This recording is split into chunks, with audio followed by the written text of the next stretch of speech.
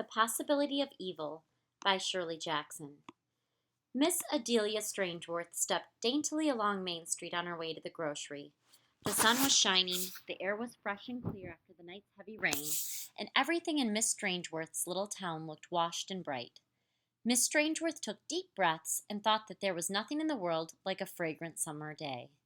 She knew everyone in town, of course. She was fond of telling strangers, tourists who sometimes passed through the town and stopped to admire Miss Strangeworth's roses, that she had never spent more than a day outside this town in all her long life. She was 71, Miss Strangeworth told the tourists, with a pretty little dimple showing by her lip, and she sometimes found herself thinking that the town belonged to her. "My grandfather built the first house on Pleasant Street," she would say, opening her blue eyes with the wonder of it. "This house right here.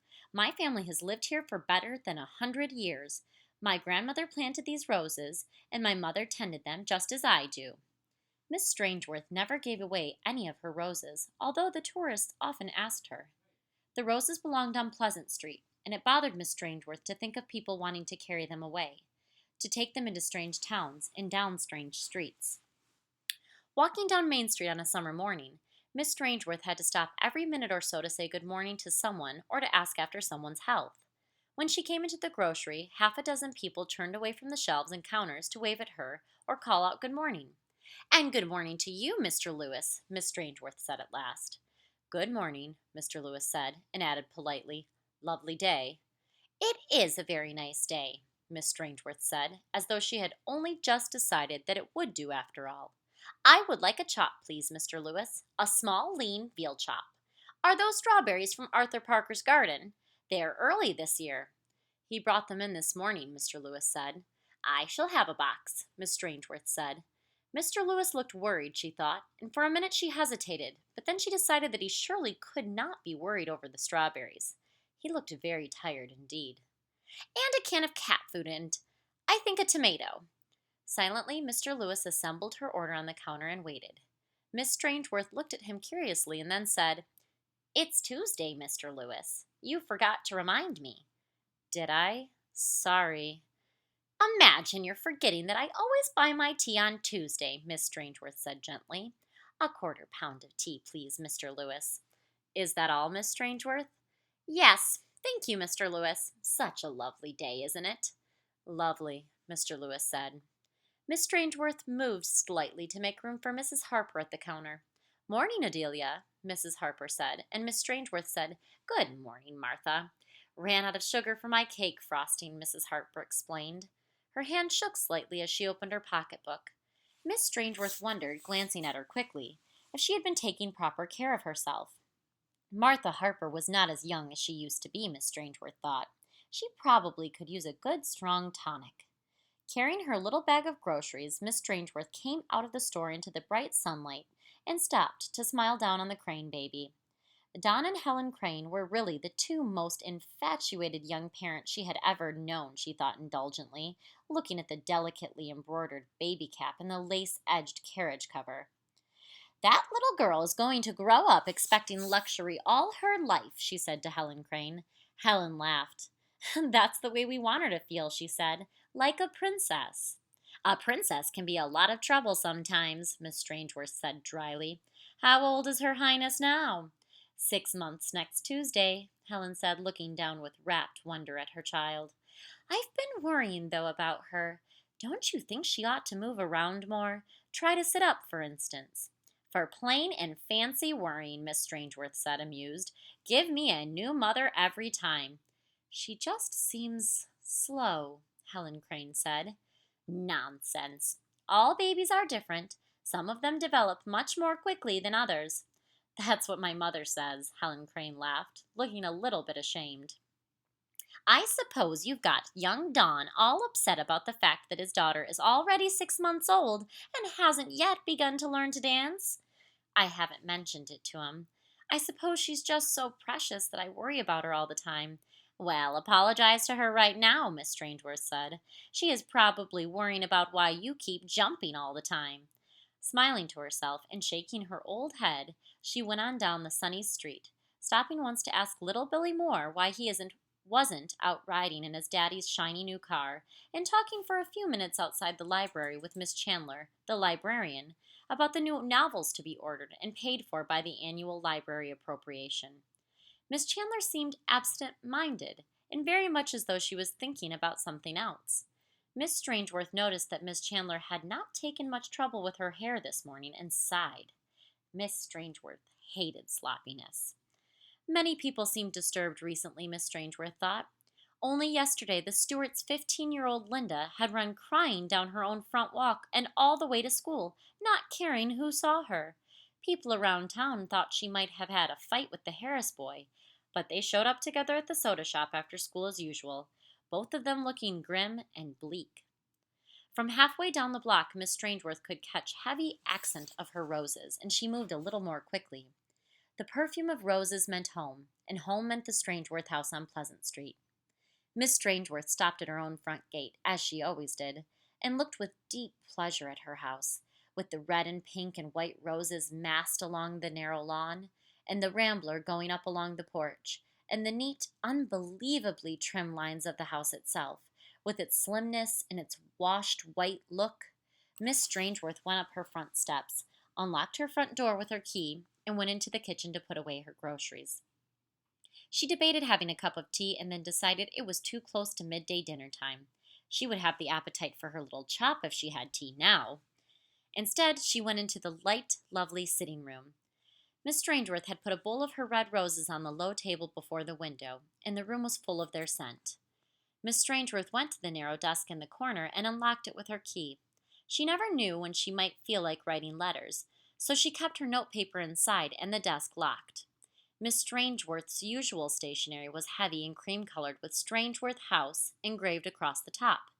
But when she felt like writing her other letter, Miss Strangeworth used a pad of various colored paper, layered in pink and green and blue and yellow. Everyone in town bought it and used it for odd, informal notes and shopping lists. Everyone used the matching envelopes for tucking away recipes or keeping odd little things in, or even to hold cookies in the school lunch boxes. Although Miss Strangeworth's desk held trimmed quill pen and a gold frosted fountain pen, Miss Strangeworth always used a dull stub of pencil when she wrote her letters, and she printed them in a childish block print. After thinking for a minute, although she had been phrasing the letter in the back of her mind all the way home, she wrote on a pink sheet, "Didn't you ever see an idiot child before? Some people just shouldn't have children, should they?" She was pleased with the letter. She was fond of doing things exactly right. After thinking for a minute, she decided that she would like to write another letter, perhaps to go to Mrs. Harper to follow up the ones she had already mailed. She selected a green sheet this time and quickly wrote, "Have you found out yet what they were all laughing about after you left the bridge club on Thursday? Or is the wife really the last one to know?" Miss Strangeworth never concerned herself with facts. Her letters all dealt with the more negotiable stuff of suspicion.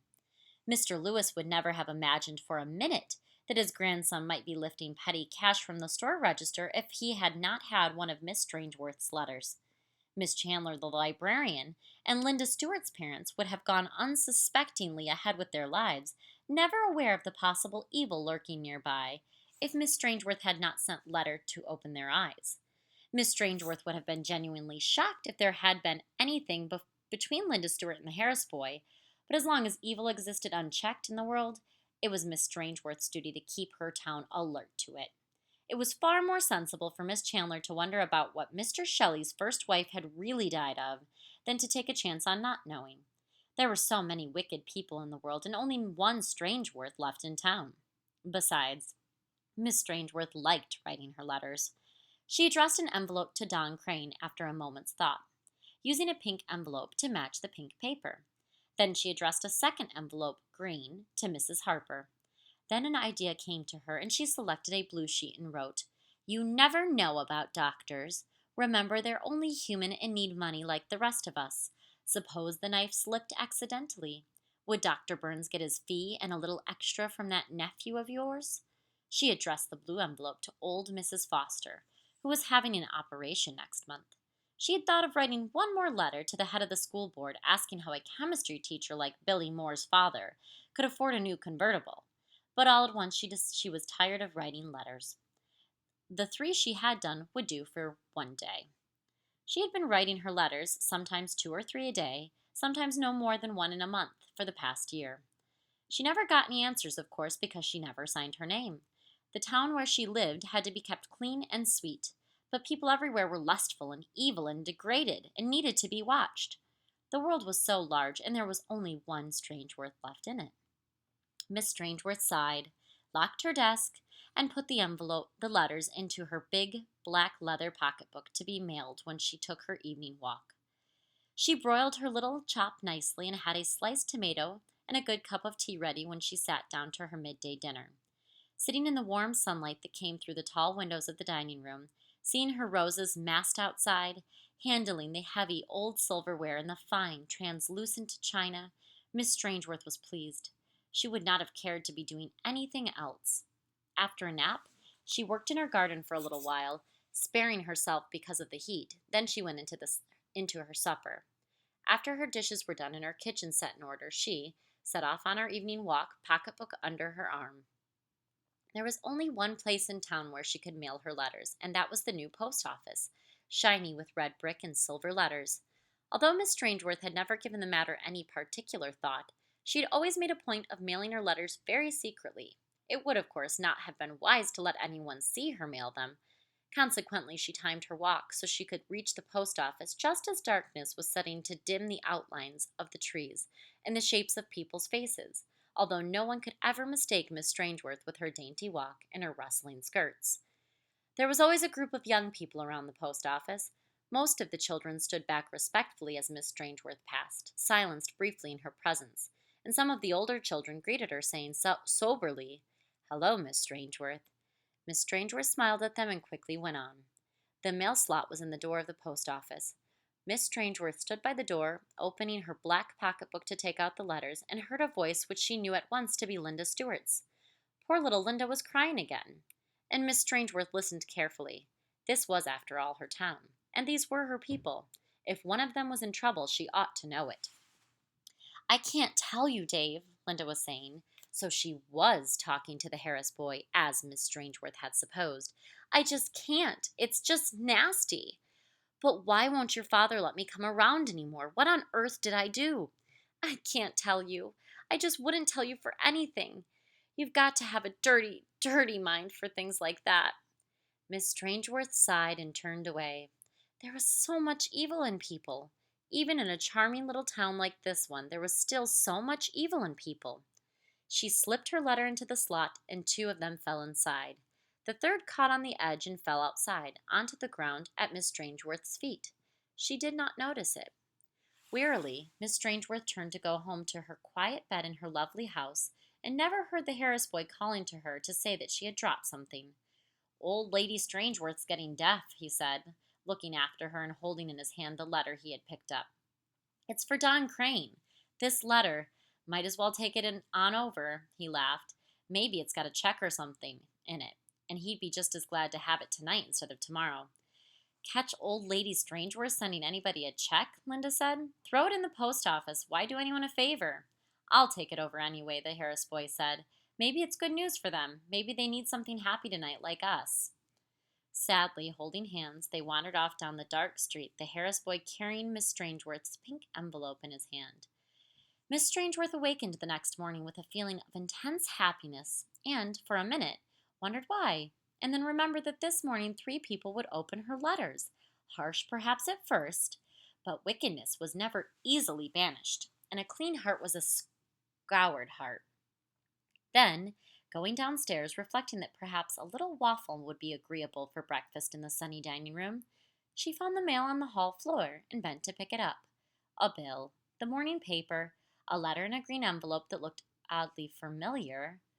Miss Strangeworth stood perfectly still for a minute, looking down at the green envelope with the penciled printing, and thought, "It looks like one of my letters. Was one of my letters sent back? No, because no one would know where to send it. How did this get here?" Miss Strangeworth was a Strangeworth of Pleasant Street. Her hand did not shake as she opened the envelope and unfolded the sheet of green paper inside. She began to cry silently for the wickedness of the world when she read the words, "Look out at what used to be your roses."